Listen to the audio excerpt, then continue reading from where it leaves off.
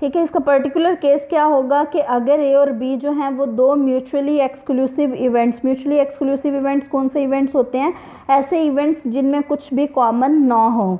अगर दो ऐसे इवेंट्स हैं तो डेफिनेटली उनकी प्रोबेबिलिटी जो है वो हमारे पास ये जो रिज़ल्ट है ये minus probability of A intersection B जो है ये यहाँ से वैनिश हो जाएगा और आपका जो रिक्वायर्ड रिज़ल्ट है वो हमारे पास probability of A plus probability of B ही रह जाएगा। किस तरह से रहेगा? अगर ये दोनों म्यूचुअली एक्सक्लूसिव इवेंट्स हैं इसका मतलब है उनके इंटरसेक्शन में कुछ भी नहीं है, उनका इंटरसेक्शन एम्प्टी है। तो अगर आप इस पर प्रोबेबिलिटी अप्लाई करते हैं तो probability of A intersection B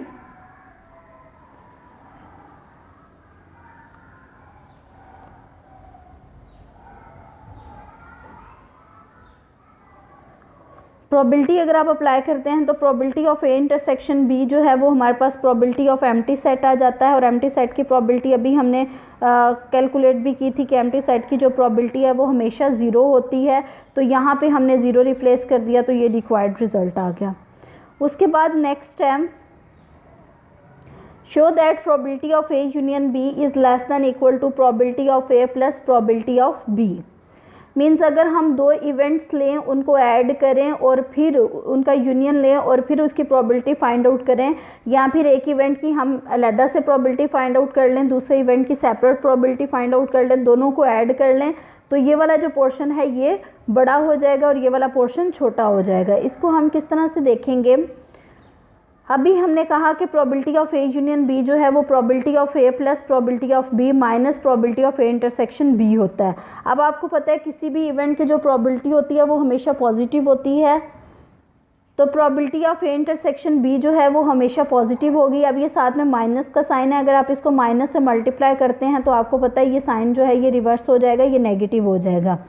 तो अगर आप इसको ड्रॉप करते हैं तो नेगेटिव टर्म, अगर ये देखें ये कुछ माइनस करने से हमारे पास इसके इक्वल आ रहा है, इसका मतलब है ये वाली चीज़ जो है ये बड़ी है, इसमें से हमने ये वाला पोर्शन माइनस किया तब ये रिक्वायर्ड रिजल्ट आया। इट मीन्स इसकी जो प्रोबेबिलिटी है वो बाकी पोर्शन से कम है। Probability of A less than equal to probability of A union B less than equal to probability of A plus probability of B.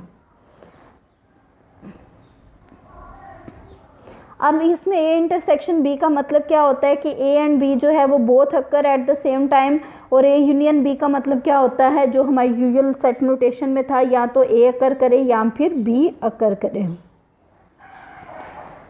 अब ये वाले जो हमने प्रोबेबिलिटी कैलकुलेट की हैं इनको हमने क्यों कैलकुलेट किया है? क्योंकि डिफरेंट टाइम्स में जिस तरह हमने प्लेइंग डेक की बात की थी या प्लेइंग कार्ड्स की बात की थी कि उसमें आपको अगर पूछा जाए कि probability of red card R S या फिर रेड एस, इस तरह से दो तीन कंडीशंस आपके पास गिवन हो जिनकी प्रोबेबिलिटी आपने फाइंड आउट करनी है, तो किस तरह से करेंगे ये एक एग्जांपल के थ्रू हम इन रिजल्ट्स को अंडरस्टैंड करेंगे। अब in the class of 50 students, 50 students की एक क्लास है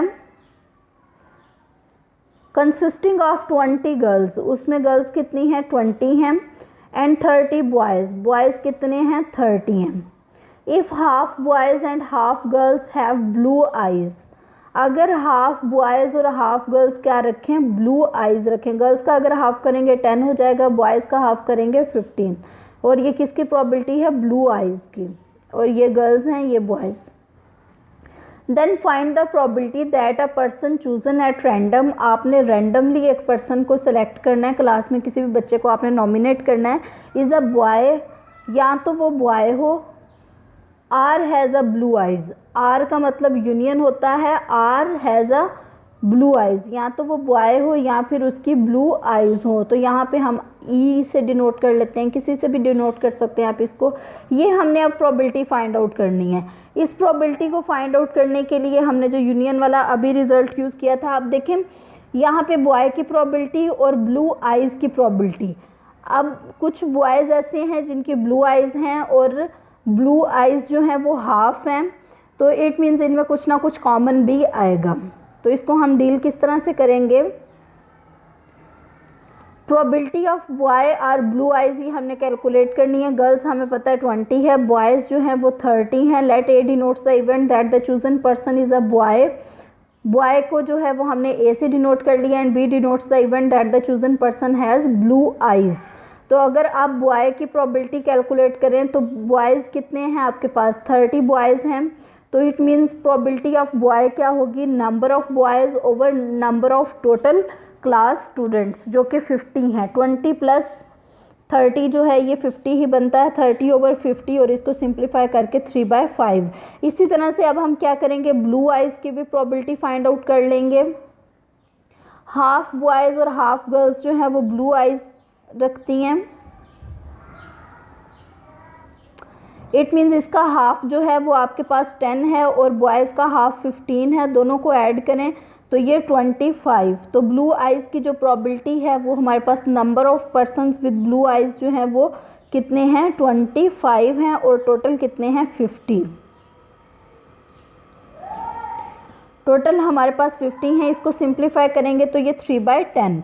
अब हमने प्रोबेबिलिटी ऑफ ए और बी कैलकुलेट करनी है। It means probability of A union B, that is equal to probability of A plus probability of B minus probability of A intersection B.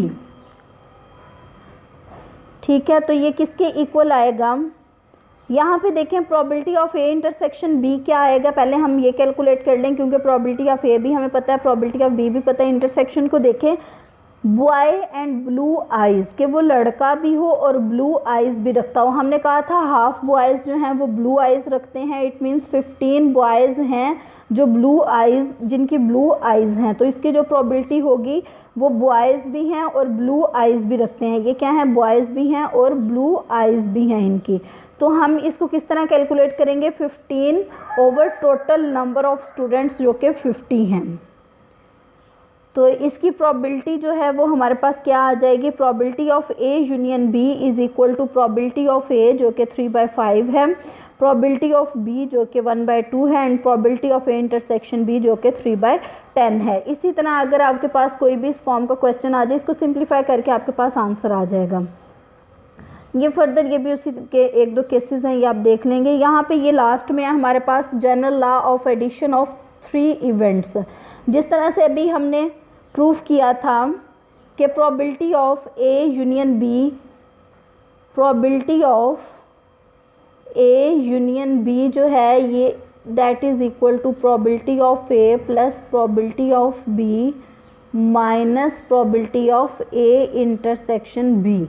अब ये वाला जो रिज़ल्ट है ये 2 इवेंट्स के लिए था, इसको हम एनी नंबर ऑफ़ इवेंट्स के लिए एक्सपेंड कर सकते हैं। इसमें ये 3 इवेंट्स ए बी सी के लिए है, तो इसको हम देखते हैं ये किस तरह से होगा। If A, B and C are 3 events of a sample space S, then the probability of occurrence of at least one of the events is given by। अब देखें यूनियन का यही मतलब होता है, या ए हो या बी हो या सी हो,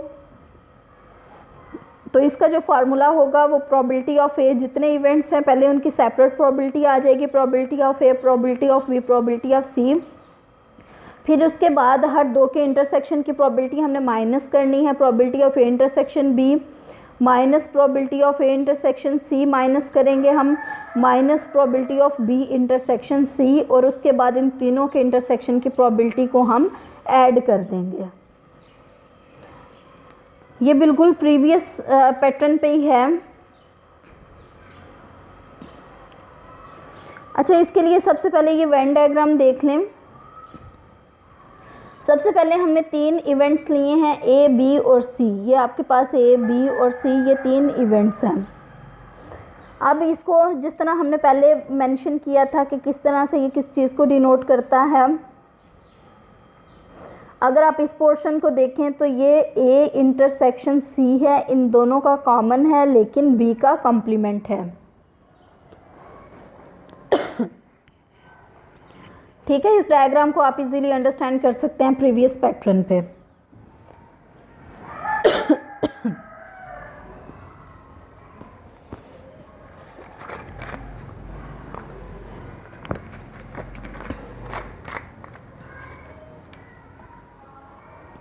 इस डायग्राम को बिल्कुल प्रीवियस पैटर्न पे ये है और इसी के अकॉर्डिंग आपने इसको अंडरस्टैंड कर लेना। अब यहाँ से हम देख सकते हैं कि बी यूनियन सी जो है हमने फाइंड आउट करनी है probability of A union B union C, हम क्या करते हैं इस बी यूनियन सी को जो है वो डी के इक्वल रख लेते हैं, इस डी के इक्वल।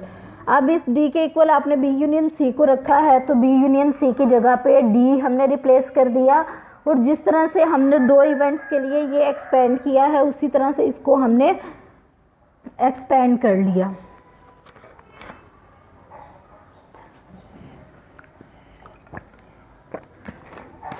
इसको एक्सपेंड कर लेंगे और लास्ट में इसी की वैल्यू जो है वो हम यही वाली रिप्लेस कर देंगे, ये वाली वैल्यू जो है वो इसकी यही वाली रिप्लेस कर देंगे और ये हमें डिज़ायर्ड रिज़ल्ट हमारा दे देगा, और इस तरह से ये आपके पास यही वाला फॉर्मेट वापस आ जाएगा। इसको आप खुद करें।